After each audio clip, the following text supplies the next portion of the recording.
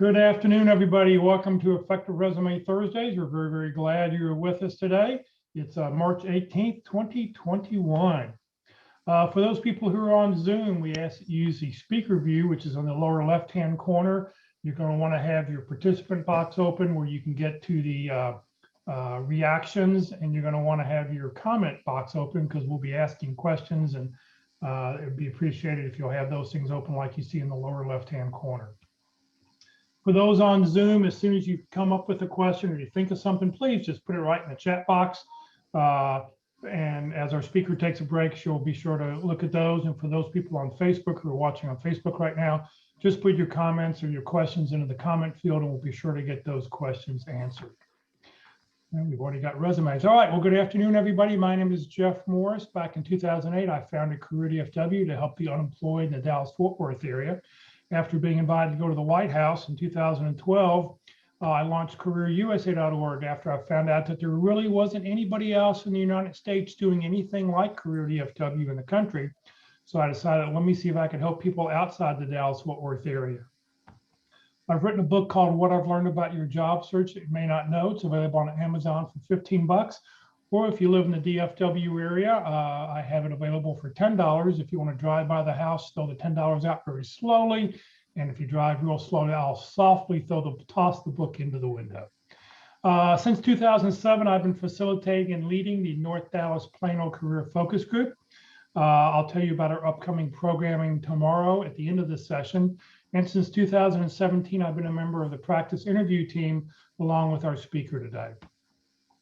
We will be giving away 2 winners to be able to pick at the end of the session to win a 1-month use of jobscan.co. It will be for the month of April. So if you win today, it'll be active for the entire month of April. We'll do that at the very end of the session. Our speaker today is Carol Brickell. She's a certified professional career coach. So Carol, thank you for being with us, and take it away. Okay, and thank you, Jeff, for doing this day after day for us. I really do appreciate it. I appreciate you handling all the technology and making it easy for us as guest speakers. So I'll go ahead and share my screen and welcome everyone. And I like to know where everybody is from. So we're going to use the interactive capabilities within Zoom to make this really fun and interactive for everyone. And so the first thing I'd like to do is to have everyone open up their participant box. And you can see, yeah, we've got a good group of people. And when you see me looking over here, I'm just looking at my second monitor where I've opened up the participant box. And next, if you could also click on the chat box, and I'll do that as well. And as Jeff mentioned, we like to keep this interactive, and if you have a question at any time throughout the presentation, feel free to chime in. Also, if you have a viewpoint or an insight or a suggestion, please share those as well, because we like to share different ideas from multiple perspectives, because I'll be sharing some ideas regarding resumes from my perspective, and it's really your job just to listen to all the ideas and then apply what makes most sense to you. So you may hear a lot of different things. And thank you. People are already writing where they're from in the chat box. So we've got people from all over the country: Atlanta, Fort Worth, Tulsa, Cleveland, Portland, and far away is Plano, Texas. Good. And Houston. So good. Welcome to everyone who's joined in today. Good. And to get us even more warmed up using the chat function, we're going to be talking about resumes and how they're different and similar to a LinkedIn profile. We'll spend a little bit of time on that, and then we'll spend the rest of our time really talking about resumes. But I'd like for everybody to answer this question in chat or in the comments field on Facebook Live. In addition to a resume, do you also feel like you have a really good, complete LinkedIn profile? Let's see, we're starting to see some answers. Somebody says they're getting there. And if you think you need help with your LinkedIn profile, I highly recommend, what day is LinkedIn Day? Every Tuesday. Every Tuesday at 1 o'clock Central Time, Jeff hosts a LinkedIn session, and he rotates speakers so you can hear people from different perspectives. So I highly recommend those. So Somebody said they're always working on it. Good. And then also I've been working with some of the experts that Jeff works with, and I've updated my profile on LinkedIn. So if you want to see an example, you can always use mine as an example. I've filled out all the recommended sections, like the about section, the headline, the skills, and the recommendations section. So feel free to look at that and reach out to me on LinkedIn. And if you do reach out to me, if you send a connection request, please write a quick personal message about how we met. I'm starting to get a lot of spam on LinkedIn.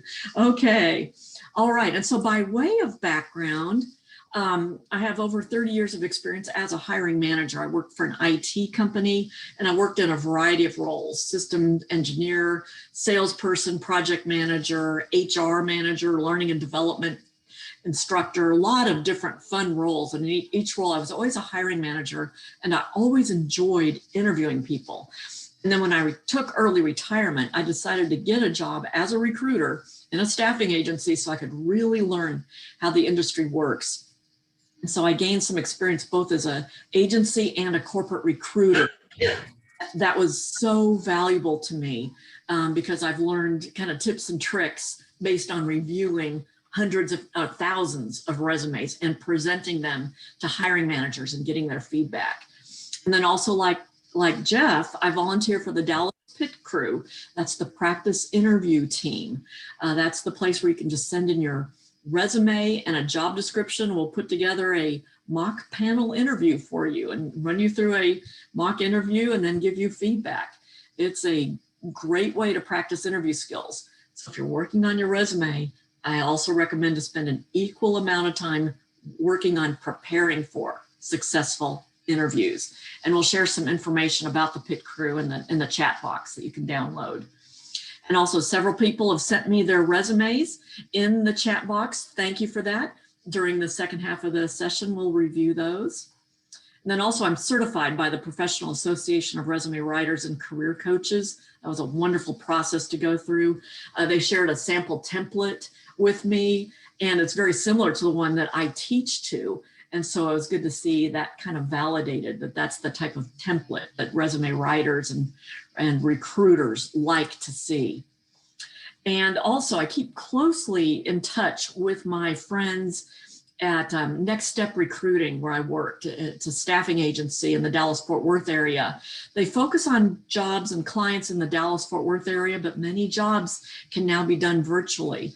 And they're always looking for good HR, accounting, finance, project management, sales, and then IT coding professionals. So if you fit into any of those types of categories, and if you don't have a great recruiter helping you out, feel free to reach out to me on LinkedIn and I can get you connected.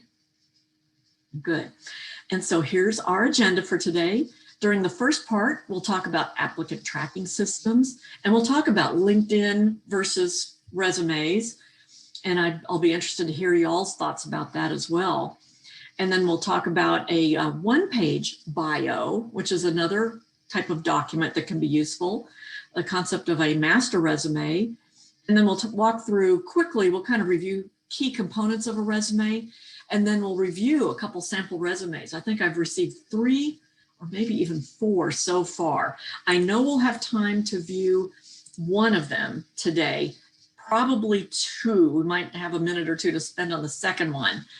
The third and fourth person, if you have an urgent, time-sensitive question, you can reach out to me on LinkedIn with a quick question, or maybe we could review your resume next week. So, so thank you for that. Good. So first, applicant tracking systems. How many people have submitted their resume online into a system? Type in yes in chat or comments if you've ever done an online job application. I'm sure probably everyone has. And what's happening is behind the scenes, there's a system called an applicant tracking system that is taking the data out of your resume and it's parsing it and putting it in the database. So your name goes in the name field, your job title goes in the job field, your phone number, companies you've worked for go into the database. And so with the resume that you upload into the system, you want to make sure it's ATS friendly, meaning it doesn't have any special characters, no underlines, no boxes, no borders, no fancy bullets, because those can throw off the reading of your data. And also you don't want to put your name and contact information in the header in MS Word, because some systems, and each system works differently, but some systems like Workday don't read the information in the header. But you do want to make sure your resume aligns to the keywords in the job description. And Jeff will be giving away a couple of subscriptions to jobscan.co. And that's a great tool for comparing your resume to a job description. It'll flag things for you and let you know if you're a 20% match or an 80% match. And then often you have the opportunity to upload your resume as an attachment. And that's the one that the recruiters will click on and look at. So if you wish, you can upload that one as a PDF, and you can have a little bit of formatting in it if you want to maintain 2 different versions for every job you apply to. And then many ATS systems ask for a cover letter, and almost every recruiter I talk to, myself included, we don't have time to look at cover letters. So don't put a lot of time into those. And we do have a sample easy format to fill out. Just don't spend a lot of time on it because it may not get read. It may, by some hiring managers, like to see your writing style. And we've submitted that into chat that you can download. And then so since every ATS system is different and each company installs them differently, they configure them differently, you need to just kind of keep the big picture in mind and make sure that you upload a resume that has no special formatting, boxes, borders, underlines. And if you have the opportunity to review the data once you've submitted it to make sure it's clean, take a moment to do that. And then the most important thing is to not just rely on the system. Don't just upload your resume and sit back and hope to get called for an interview. What do you think your chances are of getting called for an interview if you apply online for a job? Go ahead and type a number into chat. Some people may have heard me say this before, but when you apply online for a job and just sit back and wait, what is your chance of getting called for an interview? Somebody said it hasn't been good. 7%, 10%, 4%, 2% is actually the statistic I've read. And I believe that's true based on my experience as a recruiter, because many times when we would post a job, we would get 300 applicants, 90% of them wouldn't be qualified. And I'd look at maybe the top 20 or so, and I might call the top 10. So 10 out of 300, how many is that? I don't know. And then I might invite only 5 of them in. That's less than 2%. So the important thing is when you apply online as a next step, you must reach out to a person to let them know that you meet the job requirements. Don't just say, oh, I applied for your job and I'm really excited about the opportunity. Say, I applied for your job and I meet the job requirements. Specifically, I meet list a couple things. And you might ask, who should I reach out to? Well, if you know some people there, reach out to that person and send them a little email saying, hey, buddy, I just applied for this job at your company and I meet the job requirements. Specifically, I have 5+ years of experience and I have, done whatever they're looking for in the job description. And I'd be grateful if you could forward my resume to the recruiting organization, and then they can forward it on to the recruiting manager that can get it to the right recruiter. So you want to send them an email and then attach your resume so they can just simply forward it to the recruiter. And if you don't have a buddy or a friend at the company, I recommend reaching out to the recruiter who posted the job. Or if you don't know the name of the recruiter, go up a level. Look for a recruiting leader, somebody who has their head above water a little bit and can see in the system which recruiter is assigned to that particular job, and they can get you to the right recruiter. So I spend a lot of time in my coaching sessions with people on how to navigate and do that. So I highly recommend that.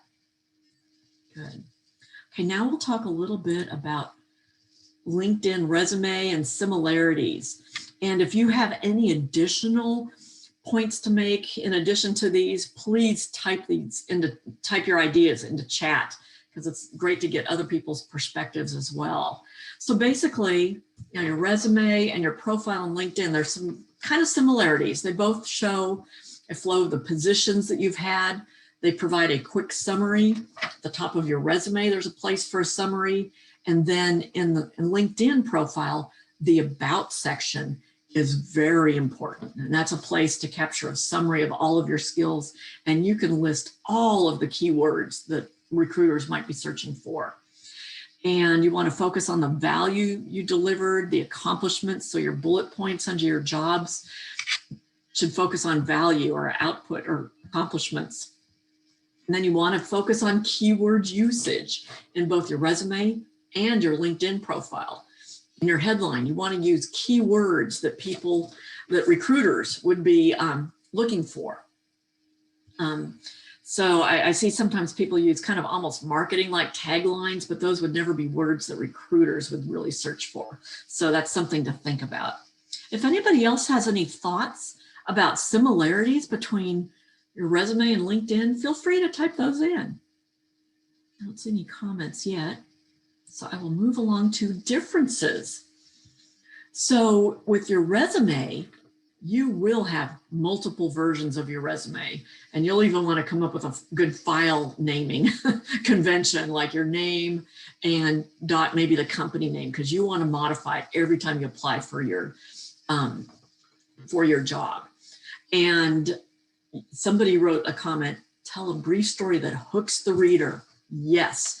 In your resume, you want to write that brief story very briefly, third person, to explain who you are in relation to the job you're applying for, highlighting those key skills to hook that recruiter, because you want the recruiter to go, yes, that's the kind of person I'm looking for.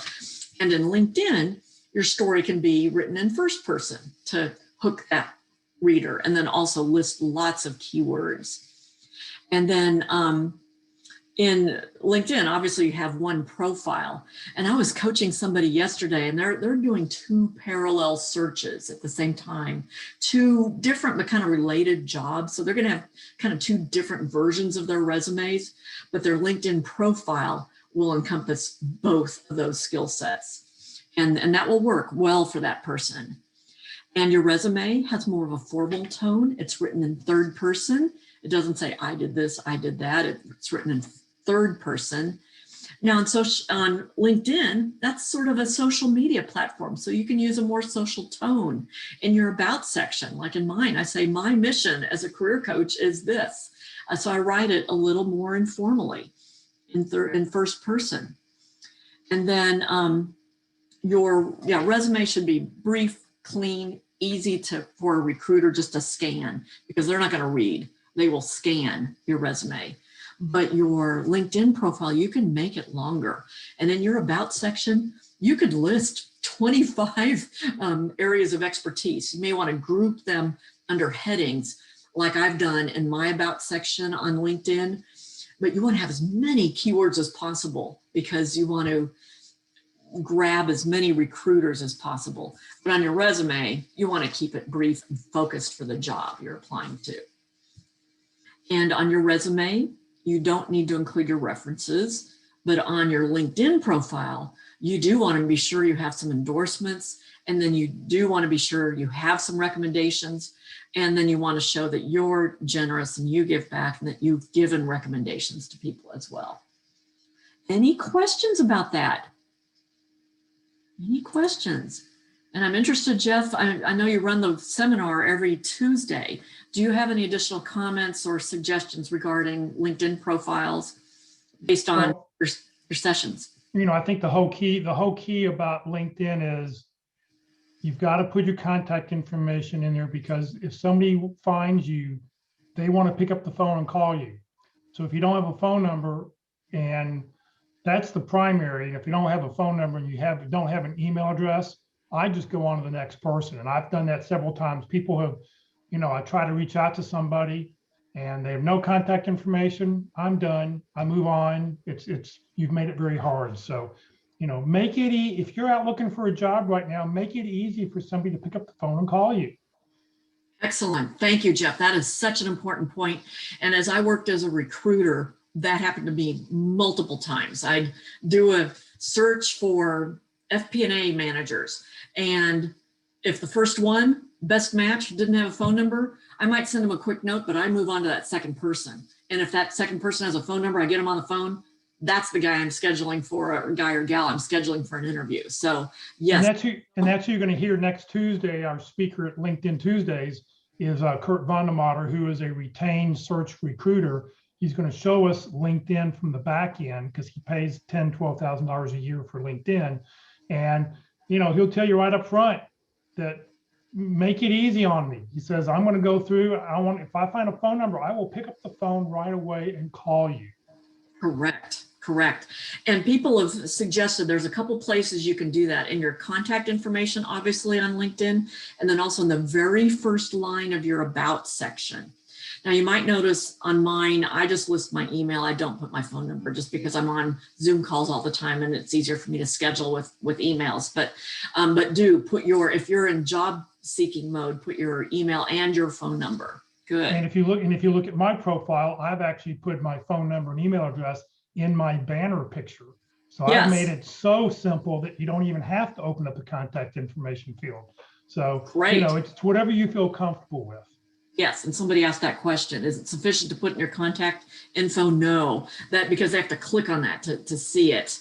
So you could either do like Jeff said, you could put it in your headline, you could put it on a banner behind you. You could, and I would definitely put it in the first line of the about section because that does appear on the screen. And it is a privacy issue. So it is a little personal. And sometimes what people do is they have a special phone number just for job seeking and just a separate phone number or one of those. Get a Google Voice number. Yes. So you can do that if you wish. And I don't put mine there because of privacy and scheduling. So, okay. Let's see, I thought someone told me LinkedIn doesn't like you to have your phone number in the headline. It could restrict your account for that. Yes, that is true. Do not put your phone number next to your name or an email address next to your name. It's okay in the about section and it's okay in the contact information field. And it's okay if you want to, you're supposed to have a current job. So if you're unemployed, you don't have a current job. So your current job is the positions you're looking for and the name of the company. Put your phone number right there because that way it'll pop right up. But yes, do not put your phone number next to your name in the headline. Not next to your name in your headline. Okay, I stand corrected on that. Sorry about that. So good, thank you. See, that's why we all learn from each other. Great, good. And then LinkedIn profiles. I do spend time with people when I'm coaching them on this because a lot of companies say, go to JCPenney and go to the photo studio and get your picture made. And those pictures look dated. I'm sorry, but they do.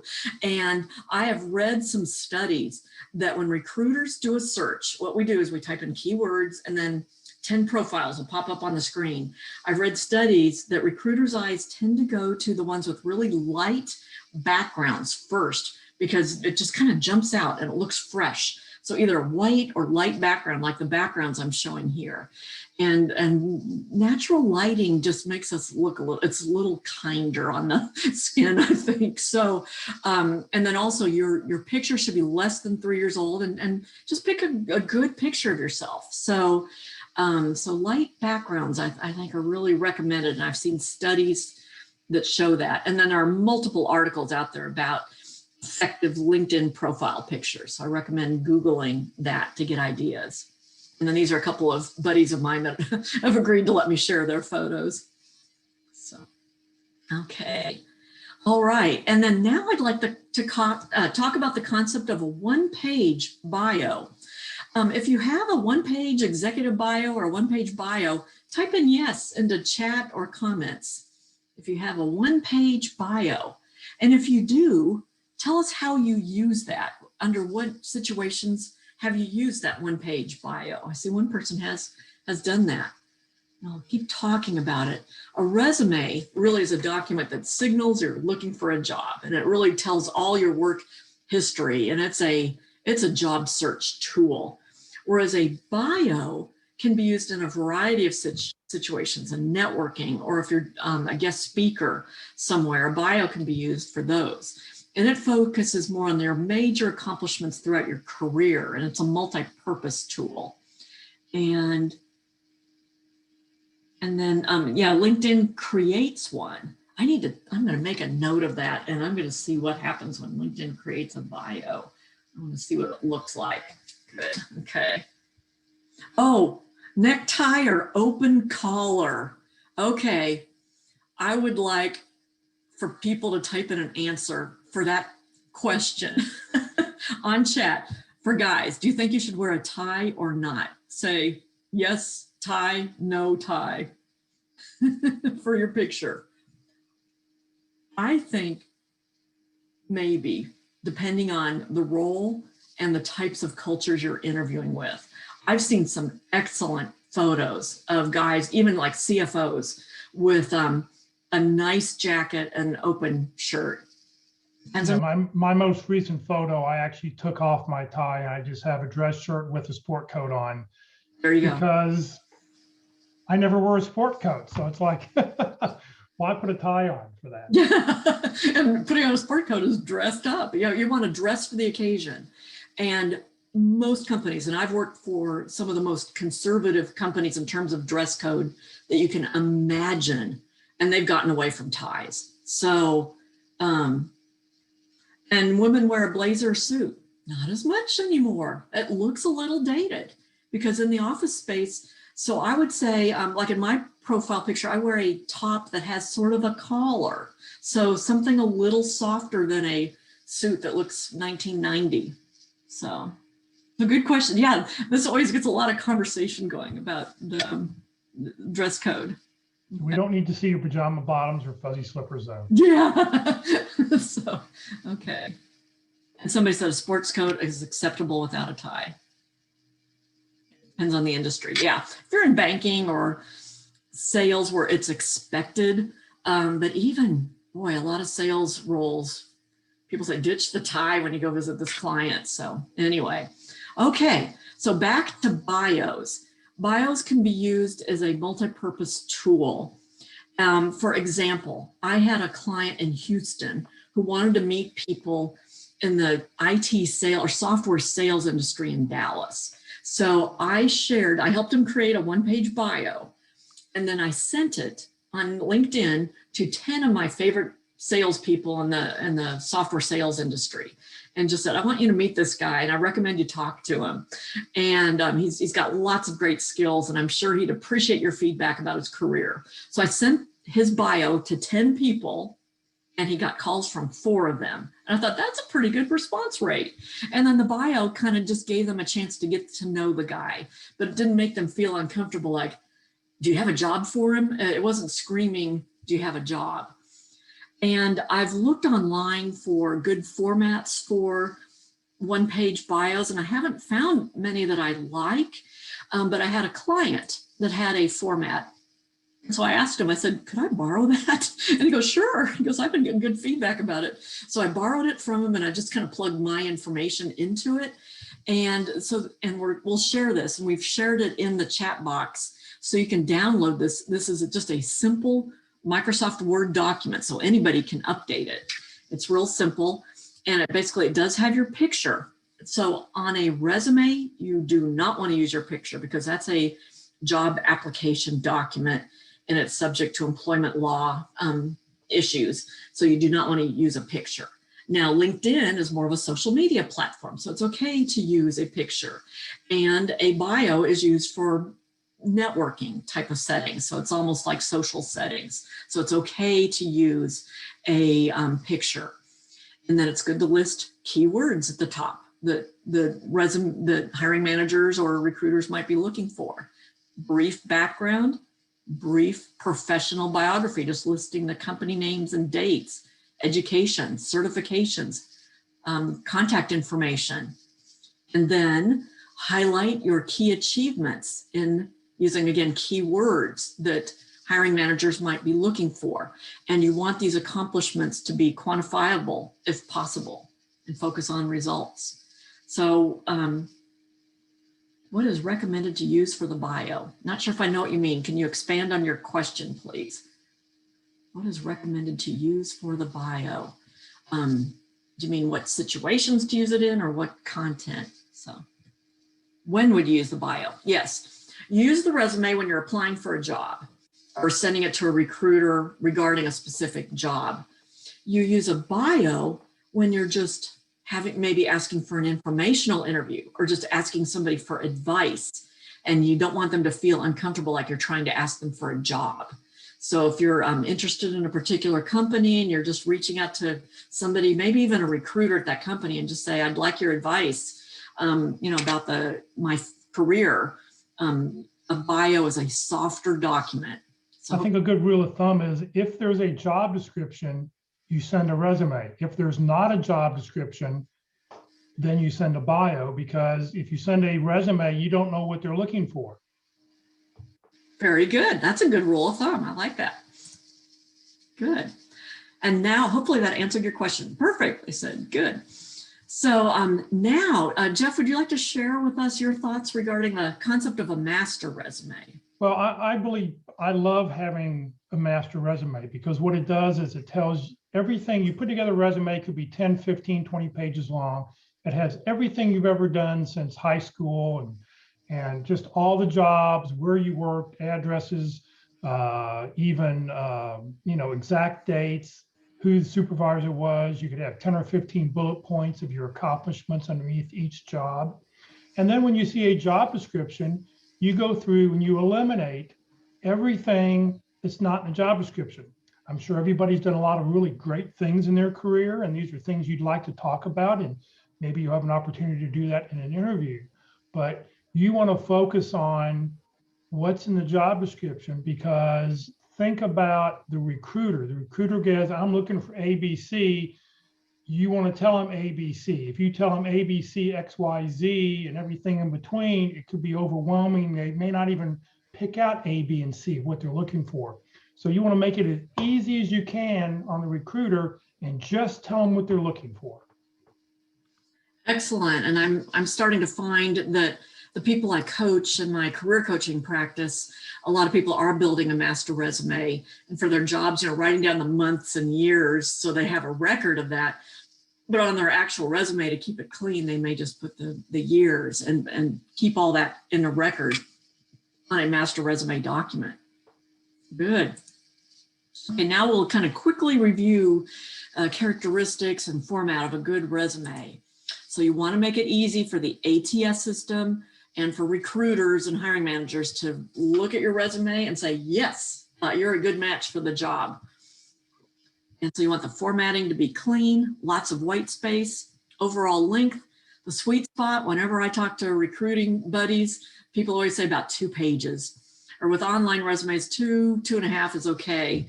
Now, some jobs like government jobs, higher education, or highly technical jobs, sometimes you need a longer resume, and that's fine.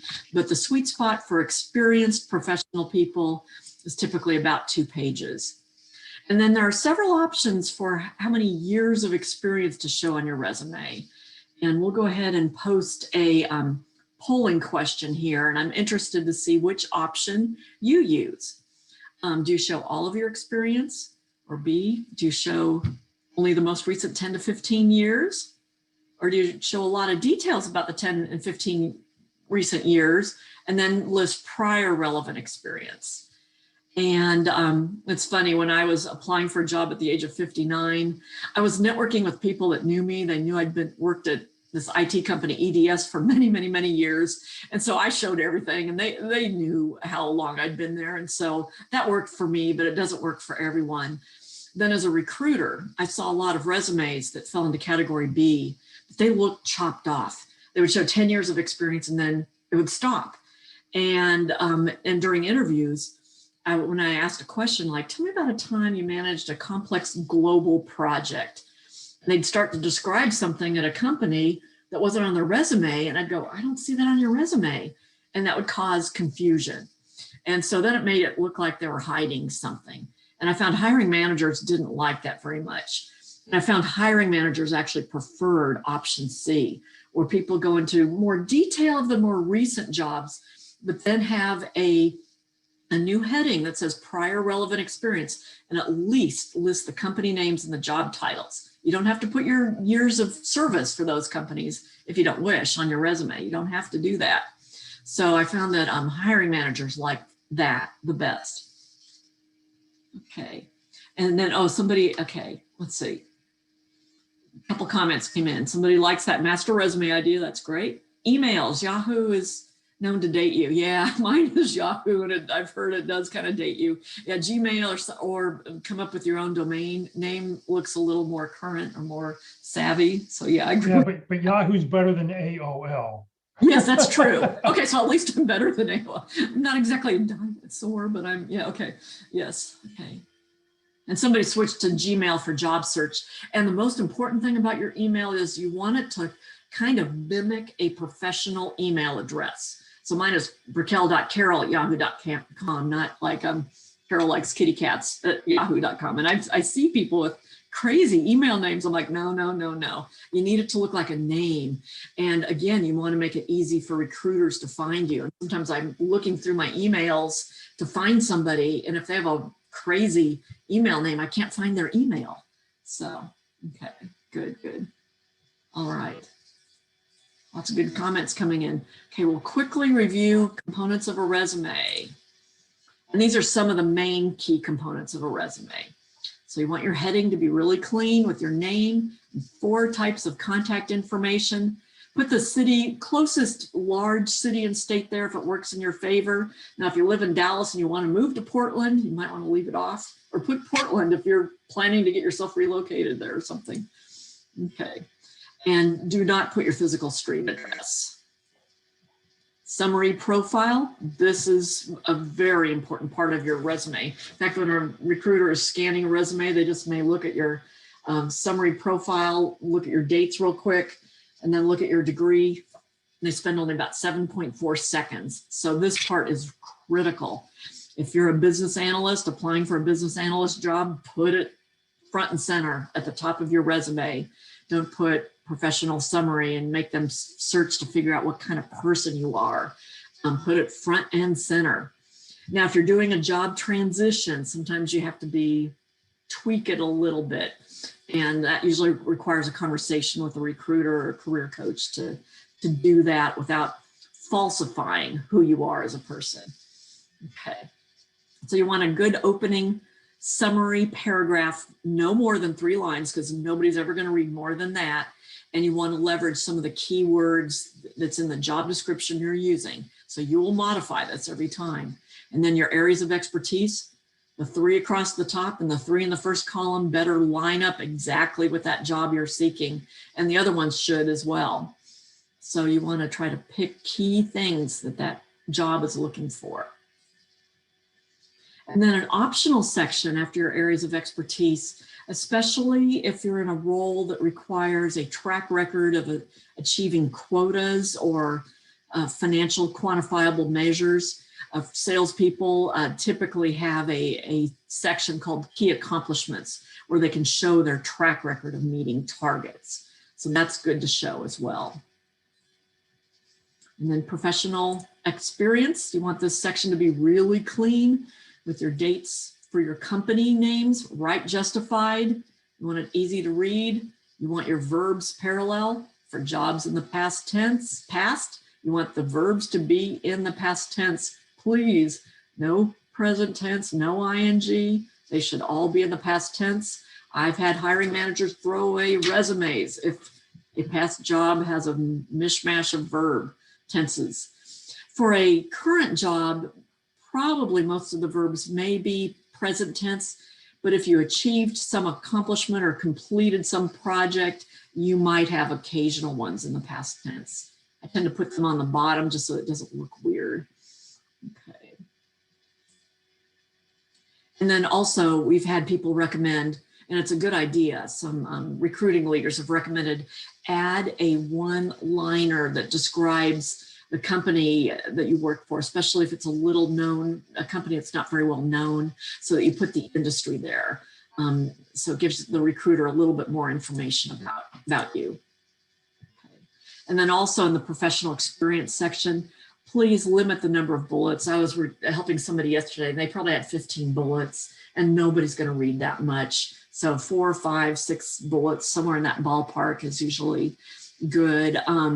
And they should focus on results, not just sound like a list of job duties. And the way to do that, to make your bullet points focus on results, is you can ask the question, so what? And so here's an actual example. When I was coaching a marketing person, under one of their jobs, they had a bullet point that said, they guided the next phase of brand evolution for a multimedia artist and managed film production and publishing. That's kind of neat, but I said, so what? What was the accomplishment? What was the outcome? What was the business result? And that got her thinking. She goes, well, it actually did make an impact. This increased the business opportunities, which led to 10 new commissions for their client who was an artist. So she ended up changing that first verb, which is critical. The first verbs really need to stand out to the recruiter. So she increased it to, or changed it to increased business opportunities, including 10 new commissions from my client based on developing. And then she modified the words to match the keywords of what the job is looking for. And she did, develop a social media and PR strategy. So she used those keywords rather than the words she had been using. So she updated the verb to focus more on the results and updated the keywords to match, to align with the job description. And then what if you've had multiple roles at a company? If you've had multiple roles at a company, type yes into chat or comments. If you've had multiple roles at a company, would a multiple-time President's Club award winner be considered passé? I don't think so. If that's, especially if it's recognizing achieving sales awards, maybe explaining why you won that award. I think that's good. Good. So if you've had multiple roles at a company, when you talk to some recruiters, it's something that drives us nuts, that when people have multiple roles, they will often justify the dates for the roles. And so at first glance, when we are scanning a resume, it looks like you're a job hopper. So to prevent that, you want to put the date, the full time you're at the company, justified, and the dates for the roles in parentheses right up next to the job title. And that way it shows progression within the company and that shows the longevity of the company. Okay. And I'll try to answer I had a private question come in. Yeah, I'm happy to help. And I help people one way or another from a career coaching perspective. I'll write you a message here when I get a chance. And how to handle companies that have changed names. There are a couple different ways you can do it. You can give the current name of the company followed by the old name, or the old name with the date of the acquisition. So when I retired from Hewlett Packard in 2012, I wrote Hewlett Packard Enterprise Services, formerly EDS. Or I could have said, if most of the people I was interviewing with knew EDS, I could have said EDS acquired by Hewlett Packard. I could have done that. So, okay. Somebody said they're updating now. Yay, good. That's great. Okay. Yeah, I should make a speech about the top things that irritate recruiters. That would go into my list. Maybe that'll be my next one. I'll reach out to my recruiting buddies and ask them, what are your pet peeves? Yeah. Okay. Education and software skills. You want to show those on your resume. And software skills, if the job description is asking for Microsoft Excel, put it on your resume. You'll get points that way.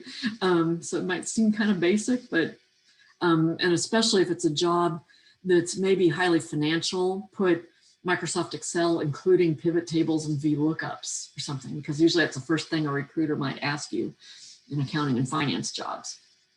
And if you don't have a degree, if you don't have a bachelor's, don't put bachelor's. Put the school, city date, and maybe the area of concentration, and maybe the number of course hours. Okay. And if the company's no longer in business, just put the most recent name of the company and then maybe put a one-liner about what the company was. Yeah, EDS no longer exists, sadly, but it's on my resume. Yeah, okay. Good. And here's a quick example that I like to show regarding analyzing a job description here on the left and then updating your resume. Every time you apply for a job, you need to do this step. Look at the job description. You might even discover once you look at the qualifications or requirements at the bottom of the job description that it might not be the best job for you. The title might look like it's something you'd be interested in, but when you look at the qualifications, you might say, oh, they're looking for a different kind of person, move on. So it'll save you time. So study the job description and then go through and pick out the key skills they're looking for and make sure they're front and center. Especially look at the bottom part of the job description. It might be called, here's what you bring to the job, or qualifications or requirements. These are important. If they're looking for Agile and Scrum and you have that experience, put it top and center under areas of expertise. Software skills, list the software they're looking for. So I can't emphasize this enough. What's the maximum number of key skill items? Under areas of expertise, our favorite number is about 9. Now, I was coaching somebody who is a financial analyst, and there are a lot of skills required for that job. And so we went with 12 on that one. But in most cases, 9 is a good number. Any more than that, they won't read. Okay, good. Right. Okay, so I have a few minutes left. And thank you to everyone who has sent resumes. Excuse me, my LinkedIn is, okay, there we go. Okay, I'm going to try to remember who was the first person. I've gotten quite a few. I think it was Mark Heller. Yes. Okay, thank you. And then once again, if we don't get to your resume today, you can send me a quick message on LinkedIn, a quick question, and I might be able to help you out. Or I might say, oh, that might need a conversation. So, okay. So thank you for sharing your resume. What I will do is scroll down the resume. Now that we're all experts, this is audience participation. I'd like for people to type in good words, things about what they like about the resume. And if you see any suggestions that would help improve this, go ahead and type that in. So I'll scroll down the resume like a recruiter would be looking through it. Just spend a few seconds. Got some contact information, have some summary, some impact and results, some core competencies, and we've got our professional experience. Good. We've got a header there. In the days of looking at online resumes, you don't need to do that anymore. It kind of breaks the flow, so you can take those off. And most of the time, if a recruiter is putting off a resume, they'll probably do front and back side. So you don't need to do that as much anymore. Okay, especially for a 2-page resume. Okay, good. Yeah, and you put the dates for the jobs over here. They're slightly different format, okay. And then prior jobs with dates. You don't have to put the dates there if you don't want to. Education, certifications, okay. Lots of great experience. In fact, I'm looking at your experience. Thank you. Asset manager. Trying to think if Next Step Recruiting could help you out, possibly. Okay. If you are currently in graduate school, should the education be the first section? If you have a lot of professional experience, I would go with the professional experience first. If you're a recent grads from bachelor's and graduate degrees tend to put those at the top and then list their experience, or maybe internships and experience. So, but if you do have maybe 2 or 3 or 4 years of professional experience, I may start with that first. Okay, font size. Yeah, the number one favorite font size is Calibri 11 or Arial 10, Times New Roman, I think 10 or bigger. It gets small, 10, I think maybe even 11. So you do want to be careful about that. And those are friendly with most ATS systems. And underlines can get you in trouble. Yep, because they can't read. Well, if a character goes below the underline, it can cause an issue. Black belt, yeah, is a certification. Yeah. Okay, so that is, yeah. So I wouldn't put it in parentheses or in quotes. I mean, black belt. I would say a Lean Six Sigma black belt capitalized. Make it look official. Yes. That's really not a certification. That is really a marketing phrase that I've utilized. So just so you know. Oh, in that case, then, okay. Yeah, thank you for that. Oh, then I wouldn't use that phrase then. Really? All right. Yeah. Because it has connotations and it's the name of a certification. Yeah, Oh, I is it? assume that you All right. have a black Immediately. belt, so that's not a good, yeah, if you don't have it, I wouldn't list it. And No. plus, All right, I don't know I'll- really what you're looking for here. I mean, I have to read, there's no job title here. Phone number, email address, and LinkedIn address are too close together. I mean, split them up on the page, make it so they stand out a little bit more. Yeah, don't use semicolons. So I would definitely download the template that's in our chat box and restructure, especially the top of the resume, because a recruiter is not going to read that. They just don't read, they scan. And there's something in the recruiting world called the 3-word rule. They may just read the first 3 or 4 words. So senior manager with black belt. Okay, black belt. They think, oh, he's a Lean Six Sigma guy.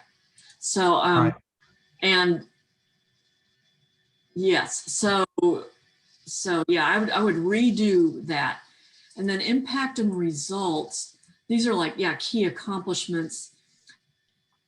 These So are those all repeated in the job descriptions when we go down to your jobs? Are they all down there also? A few of them might be, yes. Well, they all need to be because I want to know what you did where. And, I don't know if you even need to have that section, just make sure that all those things are in your professional experience. I think when we were down there, some of the bullet points really didn't have results. You've got to make sure playing that so what game is very, very important. Yes, yes. So, I mean, it is kind of optional, like we talked about the optional key accomplishments after your core competencies. I mean, if you're needing to show for the jobs you're seeking, if they're looking for somebody over their career has a track record of these kind of key accomplishments, you might highlight 3 or maybe 3 career key accomplishments, but just a headline, just a really strong bullet point. And then core competencies, I'd rather see those listed the way we did in our template with keywords that recruiters would be looking for, because they're going to get lost in this. And then you don't put Microsoft Office under a core competency. That might be under software skill at the bottom of your resume along with the other software. All right. Yes. So again, I'd look at that template, and I keep feeling like I want these headers to be centered or something, yeah, instead of right justified. And then You don't need the months. Just put down 2017 to 2021. yes. All right. When you fill out an application, you don't want to clutter it up with so much information. And the object of a resume is just to get a phone call. That's all it is. So you don't want to if you can eliminate a word, eliminate. Okay.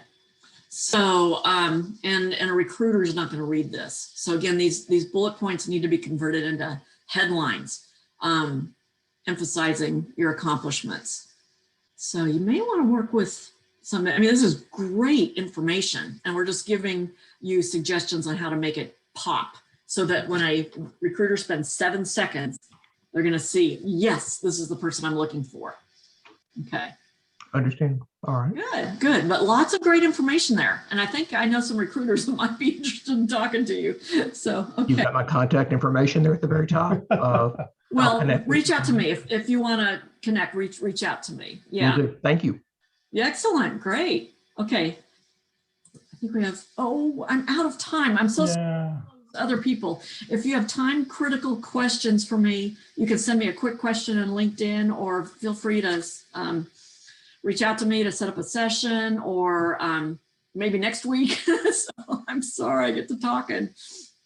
Right. So here's Carol's LinkedIn profile. Like she said, if you want to connect with Carol, click on the blue message button. Sunday personal note. You saw her here today. If you want to connect with me, please send me a note that you attended one of the workshops or something, because I do not connect with anybody who does not send a personal message. It just doesn't happen. Right.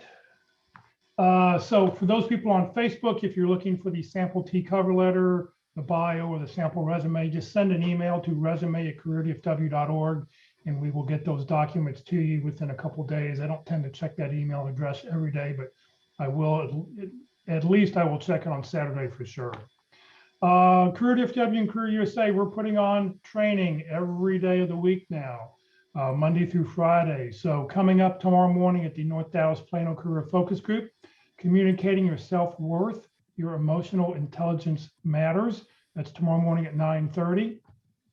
And then at 1 o'clock, Women of Wisdom. If you're a woman and if you have wisdom, you can invite yourself or send an email. It's an invitation only group because they don't want the group to have 60 people in it.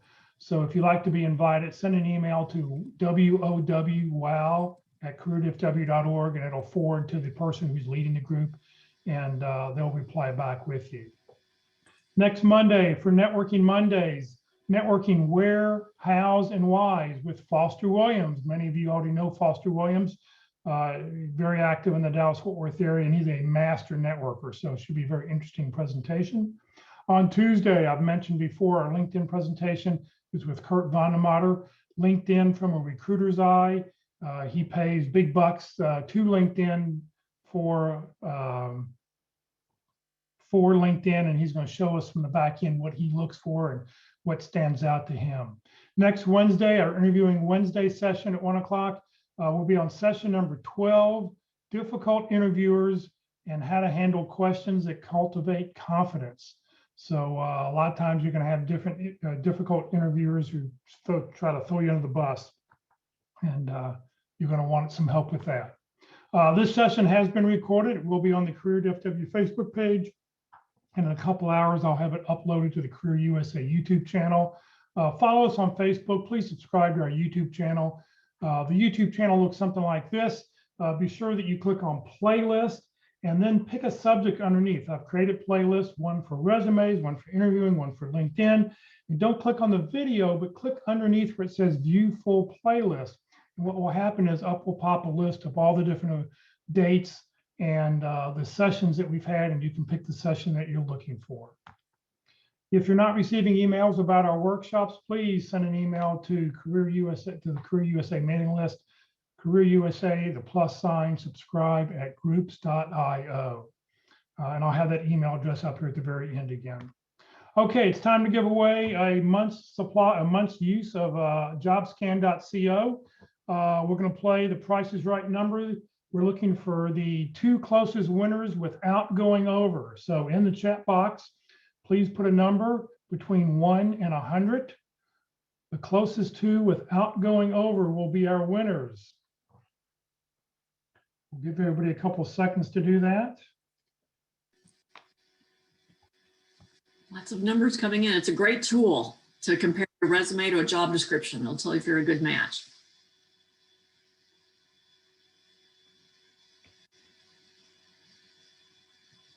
Anybody else? Anybody else? All right, let's go to the next slide here. Our winning number is 10. So I see a 9, and I see what else? Oh, we have 2 9s, it looks like. 2 9s. Was that the same person? Looks like the 9 is the same person. So if I'm not mistaken. Oh, there's a 1. There's a 1. 9 and 1. So Greg and who had 9? Yvonne, please. What you need to do is you either need to put your email in the chat box right now so that I can have it, or you need to send me an email to resumes@careerdfw, or you can reach out to me on LinkedIn to make sure I get your email address, and I will make sure that we get you your invitation to jobscan.co for next month. All right. All right, so please remember, Career DFW, we're just a 501c3 nonprofit organization. We've got no full or part-time employees. Carol's a volunteer. I'm a volunteer. I've never gotten paid to do any of this over the last 12 or 13 years. Career DFW, we survive on donations. It pays for Zoom, it pays for the web names, it pays for the web hostings, and anything that we have to pay for that I can't get somebody to volunteer to donate. Please consider when you get your next great opportunity to make a donation so we can continue to provide the services that we're providing to everybody who's in job search. Thank you for joining us today. There's that email address if you need to send an email. If you'd like to join, you'll get 7 emails a week, and it'll have the daily every day. It'll have the Zoom link, so you won't have to go search for it on the website. So thank you very much for everybody. And Carol, thank you very much. And we'll see you all hopefully tomorrow or one day next week. This was a great group. Have a great day. Thank you. Thanks, Jeff.